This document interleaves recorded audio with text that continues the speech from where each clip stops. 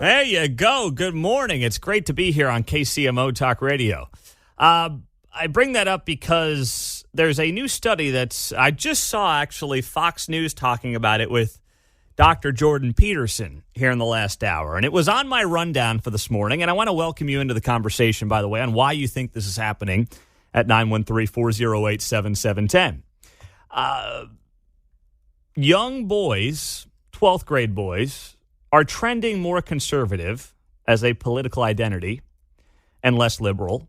But on the flip side, 12th grade girls are more liberal than ever and less conservative than they've been since 1975.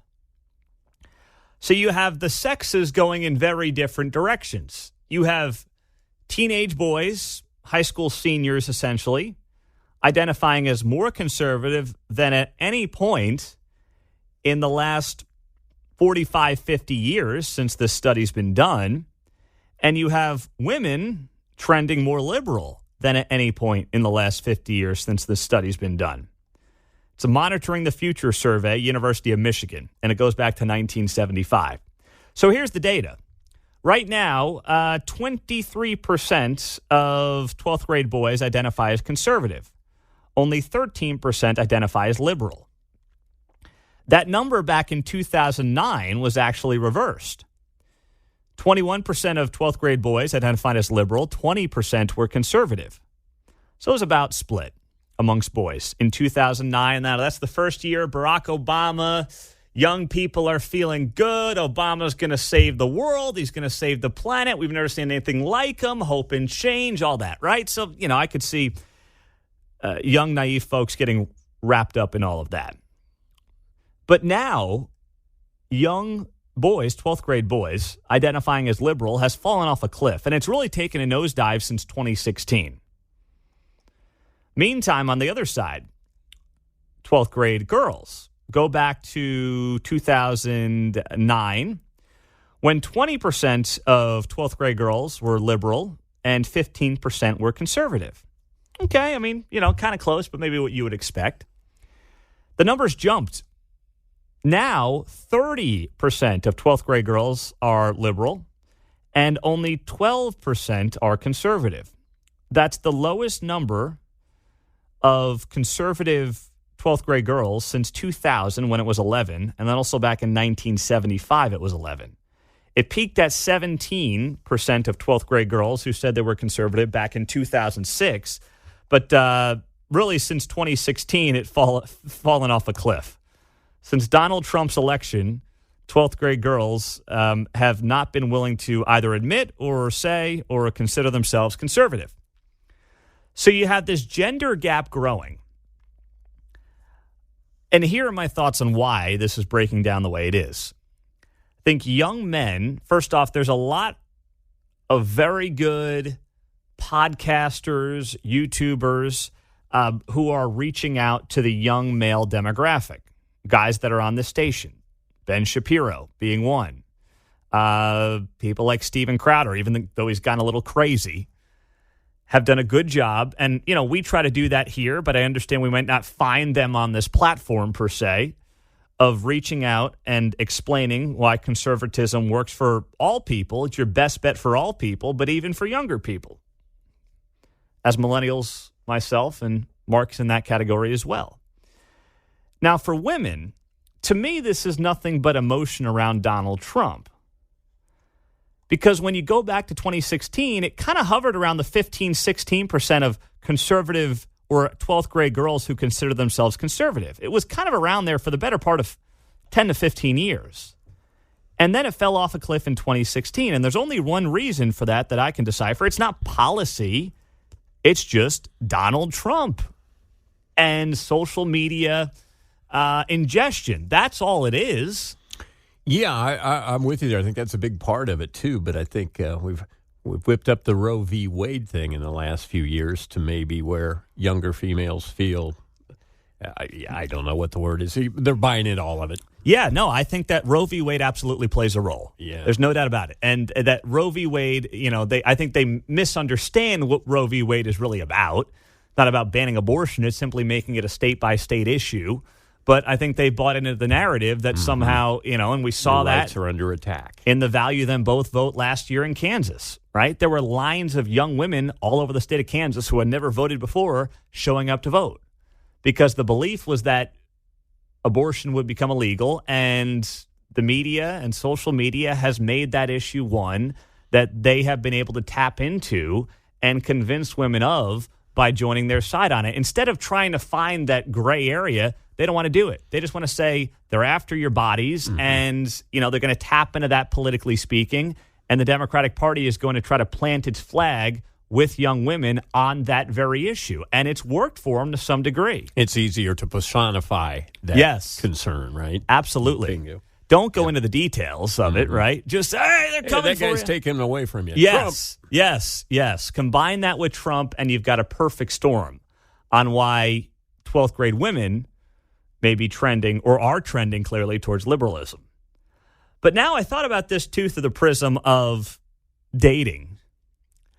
I would not want to be in the dating game right now. If you've got a scenario where young men are trending more conservative than ever before, and young women are trending more liberal than ever before.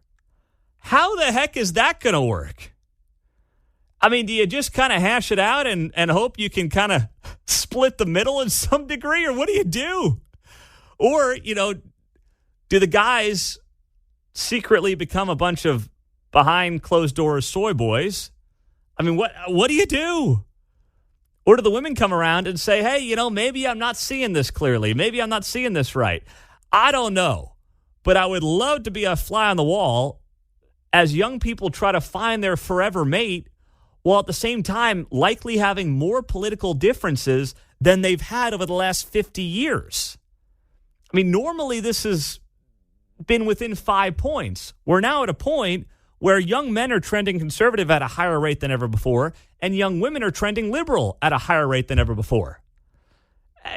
As someone who wants to see the population continue to at least replenish, I don't like the odds right now. 913-408-7710. 913-408-7710. I want to welcome you in on this because I've been thinking about it for the last 12 hours since I saw the story, and I believe, explain how we got here, but I can't quite figure out what it means for the future.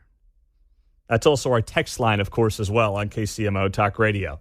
Start with Alfonso. He's in Blue Springs. What's up, Alfonso? Good morning. I would credit actually to Taylor Swift, as I have a younger child, and we watched the documentary, and she actually, in her documentary, was dealing with politics. And with everything like Barbie and Taylor Swift, they're all leaning liberal. So I would give a big chunk to Taylor Swift. Taylor Swift is getting the blame. Yeah. I just think about it. I don't follow her that 12th closely. grade girls watch her documentary. Yeah. 12th grade girls would have watched her documentary. Probably millions, to your point. Now, I haven't seen it, so I don't know anything about it. But you think that Taylor Swift is driving teenage girls towards the Democratic Party? Yeah. Hey, that makes as much sense as anything I've heard. Now, I did hear she was not political during her concerts here in Kansas City. But, the people that love Taylor Swift, they're going to consume everything that she does, including this documentary. So, All right. That makes sense to me, Alfonso. I'll take that as much as anything else. I mean, at least that being part of it. I would hope that Taylor Swift does not have the power to just mind-numbingly tell millions of young women what to think, but I won't put it past them. Now, she's made statements on her website. But see, the Swifties are going to take over this no-label third-party thing. Oh, yeah. For the Swifties. That's fine. Yeah. Let them do that. Let them join Jay Nixon over there with the Swifties and the third-party no-labels group that we were talking about yesterday. 913-408-7710. I've got a break, but I want to get to more with you on this and try to figure out how we got here, what it means, by the way, for the future with young men moving more conservative and young women moving more liberal. Not a good sign for a lot of reasons. We'll get to it all next. Pete Mundo on KCMO. Well, it's always been a popular narrative suggesting young people are liberal and getting more liberal. However, recent data suggesting that's not the case, but it breaks down based off of gender. Annual survey that's been done going back to the 1970s, Monitoring the Future survey, polls 12th graders on how they feel politically. And the lowest number of 12th grade boys that have ever been polled view themselves as liberal. It's 13%, which is where it's been for the better part of 3-4 years now, whereas the highest percentage ever in 50 years of 12th grade boys view themselves as conservative at about 25%. That's the highest number it's ever been. You go back to the female side of things now, and the females view themselves as conservative at some of the lowest levels of the past 50 years at only 12%. Meantime, on the liberal side, highest number ever for 12th grade girls at 30%. The boy thing, I can explain the boy thing too by looking at it and saying young boys are being viewed at by many as the enemy. See, the feminist movement in large part, instead of it just being like rah-rah women, which is what it should have always been, it was rah-rah women and men suck. They viewed it as a zero-sum game. If we uplift and empower women, we also have to take down men a couple of notches. And to me, that's not the point. I have 2 daughters. I want them to do whatever they want to do in life, within reason. But you get the point. I want them to dream and be whatever they want to be and live their best life. I will empower them as young women as they grow up. They're 4 and 2. I will empower them fully and embrace their dreams and try to help them as a parent achieve those dreams, whatever they want to be. Unless it's a boy, then we got a problem. But you get the point. I want to embrace all that. But you don't have to tear down young men. You don't have to do it to empower women. And in large part, the feminist movement, I believe, has been driven by not only, yes, allowing women to be what they want to be and have the same dreams and do whatever they want to do, but it's also been, from their eyes, at the expense of young men. And the crisis we have in this country is with young men, by the way. Young men are not achieving in classrooms the same as women are. They're not having the same successes. They're not going to colleges at the same rates. I mean, all this stuff has been well documented over the last few years. The crisis right now is with young men. Young men are struggling far greater rates than young women are. And I don't think that's a driver in terms of why they're leaning conservative, but I do think there's something to be said for now. Conservatism is the anti-establishment, right? Where you've got a situation where the media, big tech, corporate America is all leaning one way. And whereas 50 years ago, if you were anti-establishment, you were a hippie, you were liberal, you were a Democrat, you were against the man. The man was the guy in the country club who was probably a Republican. Now it's reversed. Now being against the establishment is being conservative. And when you've got this crisis of young men, and you have young men who feel like they're, in this dead end, and they're looking to push back, what are they going to do politically? They're far more likely to identify as conservative today because they've got their teachers, they've got their bosses, they've got all they've got social media around them. They've got all these people who are likely telling them to go this way, and they're saying, screw that, I'm going the other way. And I think that's a factor in this as well. 913-408-7710 on KCMO Talk Radio, 710 AM and 103.7 FM. Stephen's on KCMO. Go ahead, Stephen. Hey, Pete, this is kind of the canary of the indoctrination coal mine. The Trump election has sort of taken the veneer off the liberal Marxist indoctrination factory, and it's no wonder that the men are not going to college. They figured out by the time they're in 12th grade that college is not really going to be, unless they go to Hillsdale or somewhere else, that college is not going to be for them. So they find other ways to make it meet. I mean, we're seeing this playing out socially in real time. I mean, you look at it a couple days ago where the the women's soccer team played terribly, and they were dancing around and celebrating like they had just won something. And even the commentators on the show said, Carly Lloyd said, "You're doing terrible. You're doing the wrong thing. You've been told all your life that you're great and fantastic, and when you do terrible, they still celebrate and dance around." And the rest of the American public looks at this and they look like weirdos. Yeah, it's like they believe, the kids are believing what these neo-Marxists are telling them. And then when real world slaps them in the face, they're shocked. They're shocked and surprised. I just think it's... Yeah, I agree. I mean, I think that's something, Stephen, that you have to look at realistically and say the female empowerment movement is great if it's just about like everybody else. I mean, whether it's sons or daughters, I think you should empower all of them equally to say, do what you want to do, achieve how you want to achieve. But yeah, I mean, if you want to use the women's soccer story as an example, I saw that the other night. They had a draw with, I don't know who it was, Portugal or somebody. And what do they end up doing? They celebrate like they just won the whole stinking World Cup. It's like you got a 0-0 draw. You didn't even score a goal in a draw. Take it easy. Goodness gracious. If you want to apply that to this, it might be a stretch, but I can see where you would do it. I don't think it's unreasonable to do it.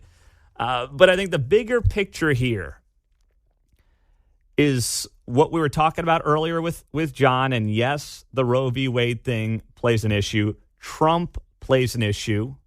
And I think naturally, by the way, young women are more likely to want to conform with the times.